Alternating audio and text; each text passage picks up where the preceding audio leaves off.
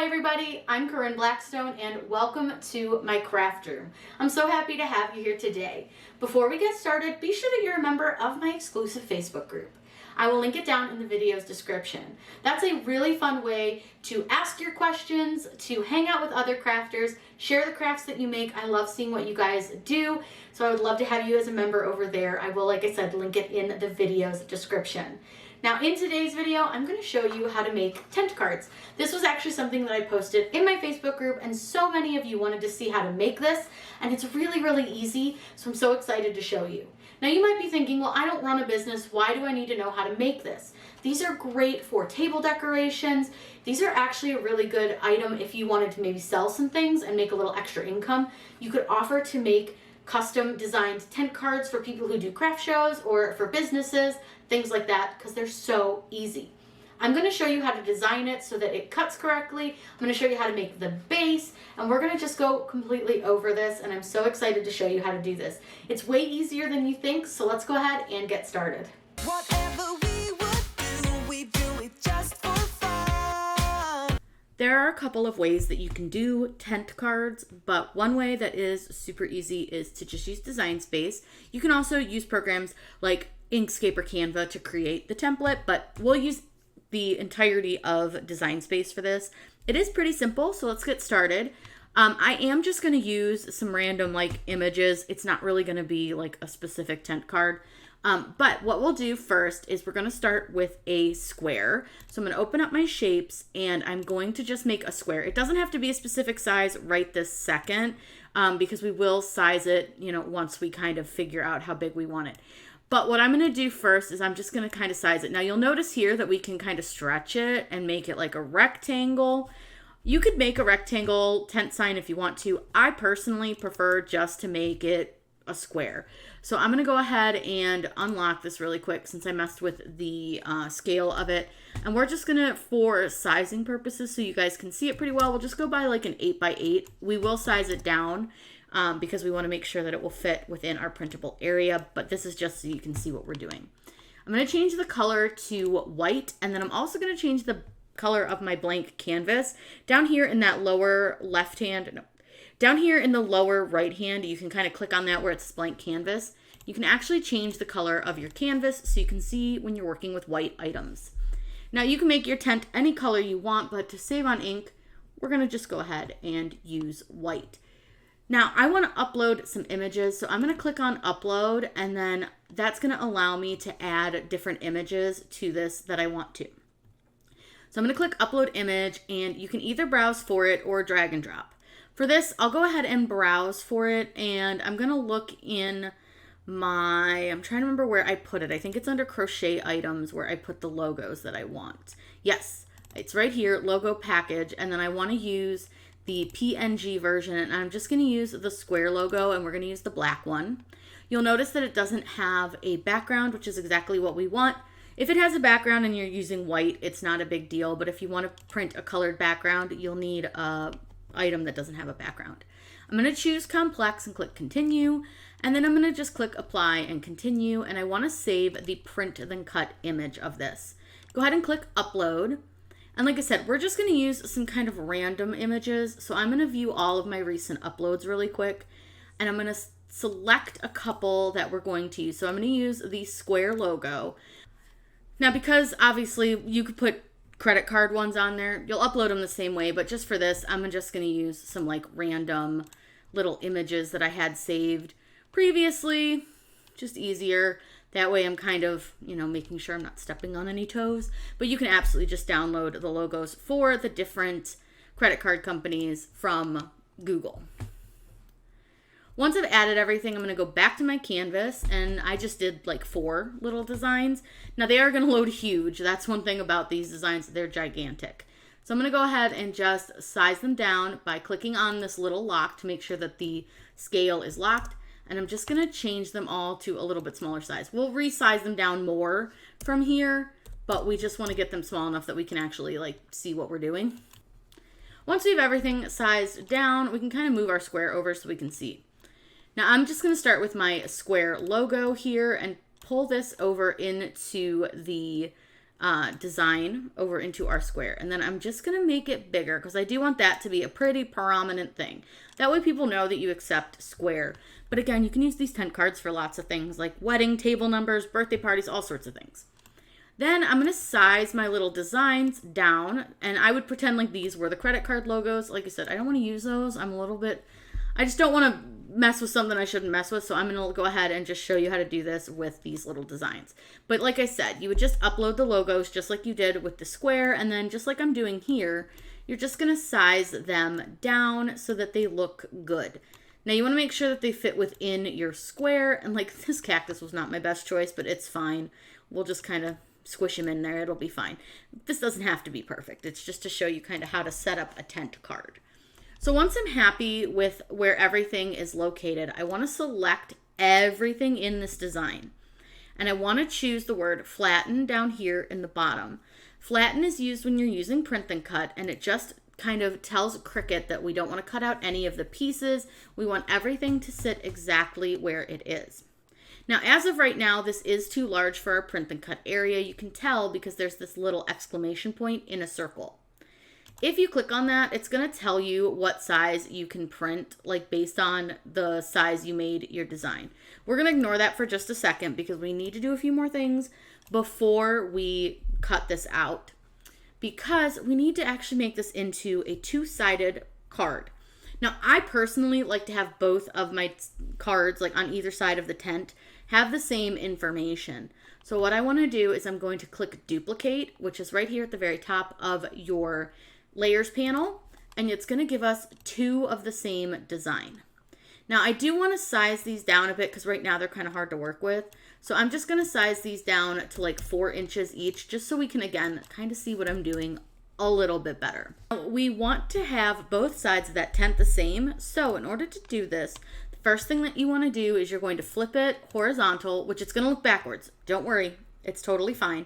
Then you want to flip it vertically. Now, when you flip it that way, it's going to be the correct direction. It's really important that both sides are the right direction. If you only flip it vertically, it's going to be backwards. So make sure that it's like opposite. So where the little square for the square logo is, you want it to be on the opposite side. Now, the next thing that we need to do is to combine them to be one single piece. So in order to do that, you want to make sure that there is no gap between the two images. I'm going to zoom in on this a bit so that we can see it a little bit better. And that way you can really see where that gap is. So right now we have this big gap right here. So all you need to do is pull these together, and you want to make sure that there's no gap. So there's no gap now. You can kind of see it overlaps a little bit. But you can notice that they're not lined up. What I want to do is I'm going to select both of the squares that I created. I'm going to align them, and I'm just going to align them. You can do left or right, doesn't matter, whatever works for you. While you have them selected, I want you to click the word flatten. If you've done this correctly, you'll notice that there is no line here at all in between the two squares. There's no line, looks good, so I think we're ready to go with our next step. I'm going to go ahead and zoom back out on this a little bit so that we can really see what we're doing. Now you'll notice that we don't have that little red exclamation point because we sized this down a bit, and we'll be able to size it up a little bit more. But for now, let's go ahead and add our next element. The next thing we want to add is a score line. You can find the score line under shapes, and all you have to do is find the line, which is the very first one. Now it is going to come up as a score line automatically, so it's super easy to work with. Now, one thing we want to definitely do is we want to rotate this 90 degrees so that it's laying on its side. We want it to be a horizontal line. It's easier to rotate it using the rotate numbers just because then it's going to be straight, and we definitely need it to be straight. The next thing I want to do is I'm going to check what size this is wide. This is 4 inches wide. So I just want to make my line 4 inches. So I'm just going to go up to where it says height, change it to 4. That way it is good to go. Now the next thing I want to do is I'm going to select this little guy and the square, well, rectangle now, and I want to go to align, and I want to use this center option. That is going to place that score line in the very center of your design, which is going to give you the perfect line across your tent card. Now that I've done that, I need to do one more thing before we can do anything else because we don't want to forget this. You want to select the rectangle, your tent card, and your score line and go down to the attach option. By attaching it, it tells Design Space that you want the score line to be on your tent card. Now, you could leave it as is, but it is not going to stand up very well, so you want to make a base. The reason I don't attach the base to this portion is because this is going to allow us to cut a little bit bigger. So I want to first size this so I can figure out how big my base needs to be. So I like to just kind of pull it out a little bit until I get the red little exclamation point, which we'll watch for over here. So eventually it will give it to us, but I find that doing it this way with the new print and cut settings seems to work a little bit better for me rather than trying to figure out what size it actually wants, because it'll tell me a size and then I can actually go bigger if I just pull this out. So I'm just kind of pulling it out and seeing how big it's going to let me go. Now you can see now we have our little red exclamation point. And if we click on that, it's going to say that it can go to 9.76. So I've got it at 9.8. So I'm going to change this to 9.76 and it says fine. But let's see what happens if we change it to like 9.77. You'll notice that we don't get the red line. So that's why I say it's a little bit of a liar. So don't always trust it. So I will usually just try to make this as big as I can by using the different measurements. So yeah, it doesn't like 9.78, it's 9, but it was letting me do 9.77. So let's see if it'll let me do that again. If not, it's fine, but 9.77 will be our size. Now we want to note what size this is wide. It is 4.885 wide. So what I want you to do is open up a square. And I like to use the one that has the straight edges, so the sharper corners. I'm actually going to just make this 4.8 wide. But that's going to be an awful wide stance for a tent card. So I want to unlock my measurements. And I usually only go about 3.2 to 3.3 for height-wise. That gives it a good tall stand without being too tall. Now I make this a little bit smaller than the inside of my tent, just so that I have a little bit of leeway if I don't line it up exactly perfectly. Now I want you to do another square. And this is super easy, and the reason I do this is it really makes it easy to make your score lines. So I'm going to open up another square because we want little edges to fold up so that we can glue our tent to them. So go ahead and open up another square. And for this one, I'm going to unlock it and I'm going to make it 4.8 wide. And for this one, we're at a 3.2. So I usually like to go like a 3.75 for this one. And I'm going to change the color so that we can see what we're doing. Now, what I want you to do is I'm going to send this yellow one to the back. And I actually think I'm going to make it a little bit wider because I don't think that that's going to give me quite as much of an edge as I want for this. So I'm going to change it to 4. And I think that's going to give me a little bit wider edge. You can really make the edge of your like little tabs as big as you want. So like if you want them to be a little bit wider, you're maybe using a wider tape or you're going to use glue. This is a great option. So let's go ahead and go with 4.5. I think that's plenty big. What I want you to do is select your yellow square and your gray square. You're going to align them and I want you to center them using that bottom center option. Once you've done that, I want you to select your gray square and under operation, change that to score. Now you'll see that you have score lines going all the way around. The ones on the side are not going to matter, but this is a lot easier than trying to do it with 2 separate score lines. You can just use a big square.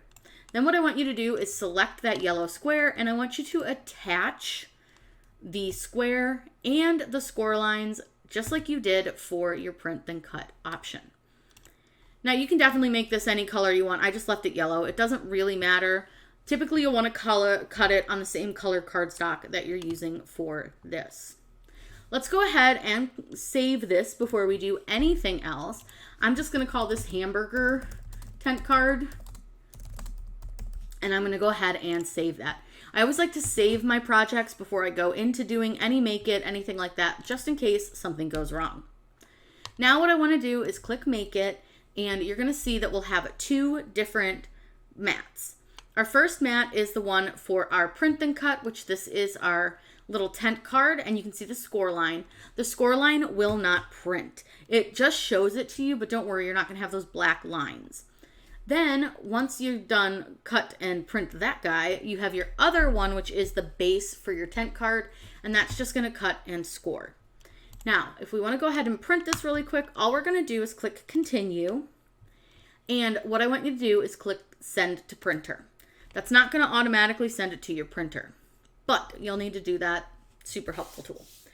Now, I'm going to use an inkjet printer for this on some cardstock. And with this, because the edges of mine are just white, I don't need to add the bleed. I'm just going to take that away.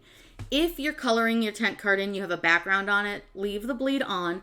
It pushes that color out from the edges a little bit so that if it cuts slightly off, you don't have white showing. Then what I want to do is use my system dialog. That's going to open up your printer preferences. Go ahead and click print. It's still not going to print because we need those printer preferences to come up. And it makes a big difference when using your printer to use these so that you can make sure you get a really good looking print. Now from here, you'll want to select the printer you're using. I'm using an ET2720 by Epson. I'm going to click preferences. From here, I just want you to check a few things. First, make sure your document size is set to letter. And then make sure orientation is portrait. Now for paper type, I find that using the plain paper works okay on cardstock, but I did find that for me, premium presentation paper matte worked really well with cardstock. I want to make sure that my quality is set from standard to high, and I want to make sure that color is selected. Now we're not done yet because we have one more setting that I want you to make sure that you're going to take care of. Go under more options, and you're going to see where you have high speed print. Now, it may also say bidirectional printing, and if it does, that's basically the same thing. You just want to unclick that box, and you're good to go. From here, you can click OK and click Print. Now, if when you open your printer preferences, you do not have preferences like I do, you only have a few small things, it's likely because your printer drivers were not installed correctly. Go to the manufacturer's website for your printer, whether it's Canon, Epson, Brother, whoever you have. You're going to be able to look up the drivers that go to your printer model. You're going to want to download those and reinstall them, and you should be blessed with the printer settings that you need. I'm going to go ahead and get this printed off, and then we'll go over to the machine so I can show you how to cut it. So we're ready to load our mat. So the first thing I'm going to do is go ahead and load this in. You want to make it face the same way it's facing in Design Space, but to be honest, this one is the same regardless of which way we face it, so it shouldn't matter. The next thing we need to do is, because we're using our scoring, we're going to have to change out our fine point blade because I'm going to use my scoring wheel for this. And the scoring wheel does come on the quick swap housing. So I'm using scoring wheel number 2 because this is the double wheel. So you'll see the number 2 on there. You want to line up your gold gears. Now you can do this with the stylus. You would just load that into the pen slot. So I'm going to go ahead and load our print then cut. So what it'll do first is it's going to read the lines just like it would normally. Then it will score, and then it will ask us to change out our blade for our fine point blade.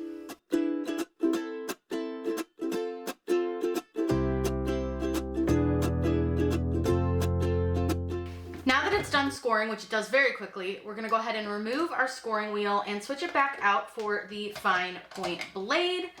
Slip that in there and go ahead and hit the Cricut button so that it can cut. Once it's done cutting, I always double check my cut setting, but I just cut this on the medium cardstock and it usually cuts fine. I'm going to go ahead and unload, and we're going to need to load the base portion of our card now. So I'm going to flip my mat over to remove my tent card from my mat.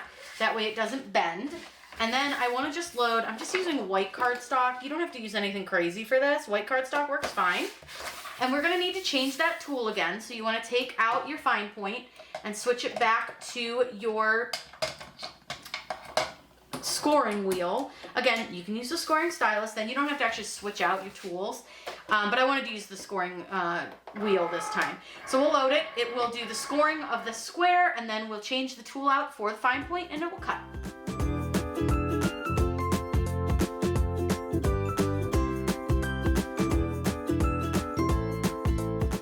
Assembly of this is really simple, and I will say I would recommend using like a Scotch tape and not necessarily glue, especially if you're going to want to use these for multiple events, because you can actually really take them apart pretty easy with Scotch tape.